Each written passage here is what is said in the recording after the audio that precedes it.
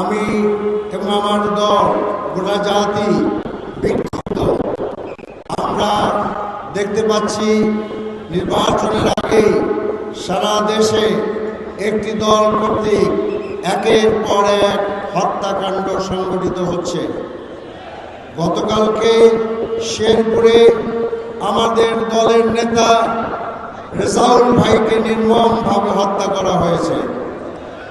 এর পূর্বে এই আপনার বসুন্ধরা মার্কেটের পেছনে স্বেচ্ছাসেবক দলের একজন নেতাকে হত্যা করা হয়েছে। পশ্চিম রাজাবাজারে আমাদের ওয়ার্ডের সহসভাপতি ডাক্তার আনোয়ারুল্লাহ ভাইকে হত্যা করা হয়েছে। এখনো পর্যন্ত আনোয়ারুল্লাহ ভাই হত্যাকারীদেরকে গ্রেপ্তার করা হয়নি। 2 দিন আগে আমাদের কারণ বাজারে নির্বাচন অফিসে আগুন দেওয়া হয়েছে।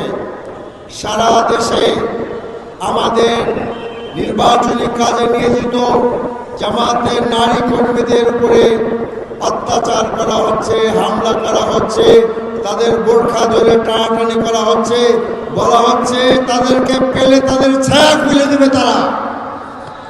কাজে একটি দল ক্ষমতায় যাওয়ার আগে নারী নির্যাতন শুরু করেছে। সংগ্রামী ভাই বন্ধুরা, তাই আমরা মনে করি যে এই সমস্ত হত্যাকাণ্ড এই জন্যই হচ্ছে কারণ আমাদের তরুণ নেতা শরীফ ওসমান হাদিকে প্রকাশ্য দিবালোকে যেমন হত্যা করা হলো, আজও পর্যন্ত তার বিচার করা হয়নি, গল্প ভাতা হয়েছে।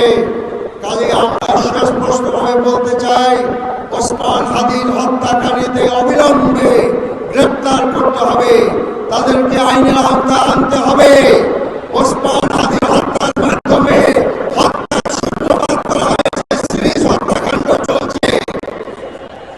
কাজে আমরা মনে করি সরকার এবং নির্বাচন কমিশন যদি সুষ্ঠু নির্বাচন করতে হয় তাহলে অবৈধ অস্ত্র উদ্ধার করতে হবে, সন্ত্রাসীদেরকে আইনের আওতায় আনতে হবে। সংগ্রামী ভাই বন্ধুরা, আমরা ঢাকা 12 আসনের জন্য ঘোষণা করেছি। তার প্রথম দাবা হলো একটি সন্ত্রাস দুর্নীতিমুক্ত ঢাকা 12, বিশেষ করে কারওয়ান বাজার, মহাখালী বাস স্ট্যান্ড, শিল্পাঞ্চল সহ সকল অঞ্চল থেকে আমাদের ফার্ম গেটের হকার, তেজগাঁ কলেজের সামনের হকার, ছোট বড় চাঁদাবাজরা এক্ষেত্রে অতিষ্ঠ করে তুলছে।